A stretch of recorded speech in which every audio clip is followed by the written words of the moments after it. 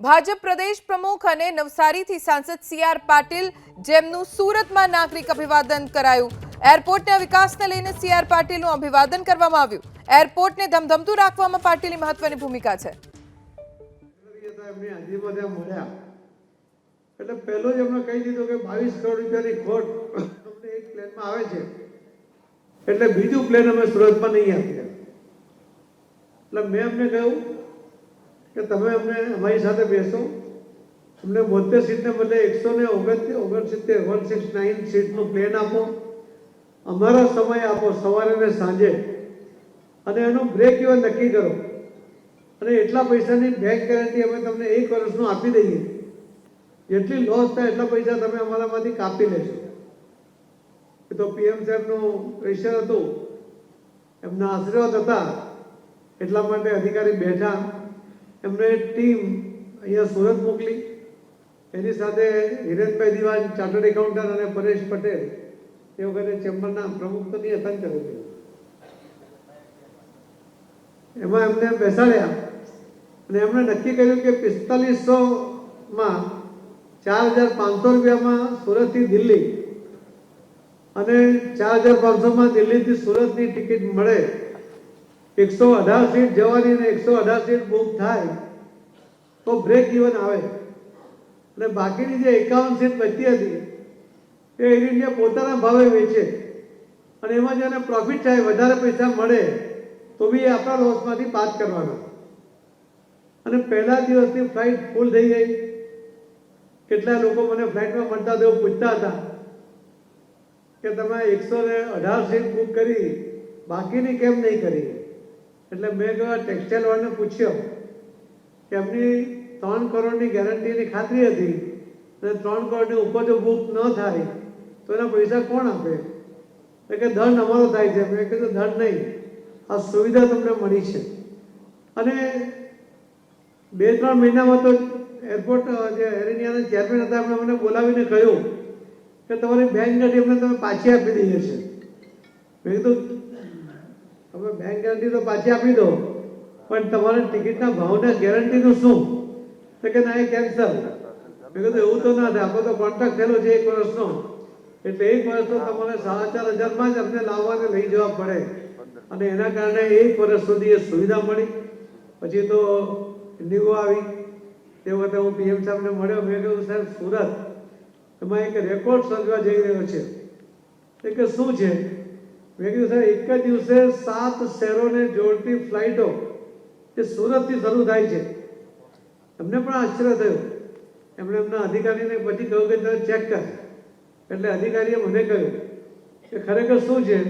મેં કીધું તમે ઓનલાઈન ટિકિટ મળે છે, સાથે સાથે હું ચેક કરો આજની તારીખમાં ટિકિટ છે કે નહીં, ને એમણે ચેક કર્યું, એમણે સાહેબને પણ રિપોર્ટ કર્યો, અને સુરતનો આ રેકોર્ડ પણ આજ સુધી અકબંધ છે। એક જ દિવસમાં 7 શહેરોને જોડતી ફ્લાઇટો એ પણ અહીંયા શરૂ થઈ। આ ફ્લાઇટો શરૂ કરવી એ મોટી વાત નથી, પણ એ સતત એને બિઝનેસ મળે, સતત એને કામ મળે, અને એના કારણે કન્ટિન્યુટી જળવાય, એમાં તો સુરત ક્યાંય પાછું ના પડે।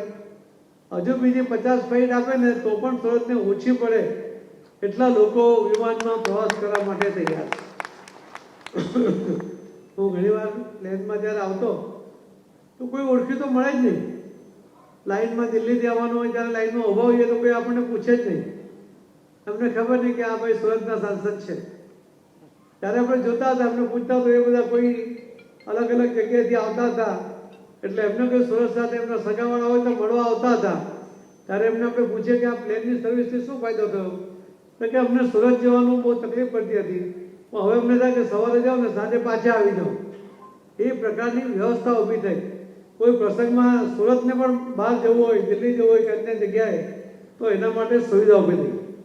કનેક્ટિવિટી એ ગ્રોથ માટે અત્યંત આવશ્યક હોય છે, અને વાત સુરત સિવાય બીજું કોણ સમજી શકે? અને એટલા જ માટે મોદી સાહેબે જ્યારે આપણને સુવિધા કરી આપી ત્યારે એનો ભરપૂર લાભ લઈને સુરતનો ગ્રોથને વધારવામાં તમે બધાએ જે સહયોગ આપ્યો છે એના બદલ તમને ખૂબ ખૂબ આભાર માનું છું, ખૂબ ખૂબ અભિનંદન છું। આપણે જેમ રામ મંદિરનું આંદોલન 400 વર્ષથી ચાલતું હતું, 396 વર્ષથી ખૂબ આંદોલનો થયા, ખૂબ સંઘર્ષ થયો, કેટલાય લોકો શહીદ થયા, કેટલાય લોકોએ ગોળીઓ ખાધી, કેટલાય લોકો જેલમાં ગયા. પણ ચેમ્બરવાળા રણજીભાઈ જ્યારે રોજ પત્રો લખે, આ જ્યારે ફ્લાઇટ ચાલુ થઈ ને એમાં એ પત્રોનું બી યોગદાન છે, કેમ કે સતત એ વાતાવરણ બનાવતા રહ્યા. મને યાદ હશે કે કદાચ એક પણ દિવસ એવો ખાલી નહીં હોય કે રણજીભાઈ એક પત્ર નહીં લખ્યો હોય. ચેમ્બરમાં પણ એમની જવાબદારી આ એરપોર્ટ માટેની જ હતી અને એવા રણજીભાઈ જેવા આગેવાનો એમનો સતત સક્રિય રહેવાને કારણે સુરતના ફાઇટ પડી. સુરતના ટેક્સટાઇલના ઉદ્યોગકારોએ 3 એસોસિએશન, પાંડેસરા, સચિન, કમલભાઈ હતા, વિશાલને એમની ટીમ હતી, વિપુલ દેસાઈ વડોદરામાં હતા અને એમની ટીમ હતી. એમણે એકી અવાજે 3 કરોડ રૂપિયાની બેંક ગેરંટી આપી દીધી. મેં એમને કહ્યું કે લોસ થશે તો પૈસા પાછા નહીં આવશે, તો કે કંઈ વાંધો નહીં, શહેરના હિતમાં અમે આ કરવા તૈયાર છીએ, હજુ જરૂર પડશે તો અમે આપવા તૈયાર છીએ. પછી હું કમલભાઈને લઈને એકવાર દિલ્હી ગયો, ત્યાં ચેરમેનને મળ્યા, ત્યારે મેં એમને કહ્યું કે હજુ 2-3 ફ્લાઇટ આપવો જોઈએ તો 10 કરોડ બીજા આપી દઈએ બેંક ગેરંટીમાં. એવી પ્રપોઝલ ત્યાં કમલભાઈએ કરી, પણ એની જરૂર નહીં પડી. અહીંયા બિઝનેસ હતો, સ્વાભાવિક છે, બધા જ લોકો એના કારણે અહીંયા આવવા માંગતા હતા. અને આજે એમની જે કોમ્પિટિશનને કારણે કેટલીક ફ્લાઇટો ઓછી થઈ, એમને પોતાની જે આર્થિક વ્યવસ્થા પૂરો એના કારણે બંધ થઈ. પણ સુરતમાં બિઝનેસ નથી મળતો એના કારણે બંધ થઈ, એવો એક પણ કિસ્સો નથી. એના માટે પણ તમને બધાને અભિનંદન આપું છું.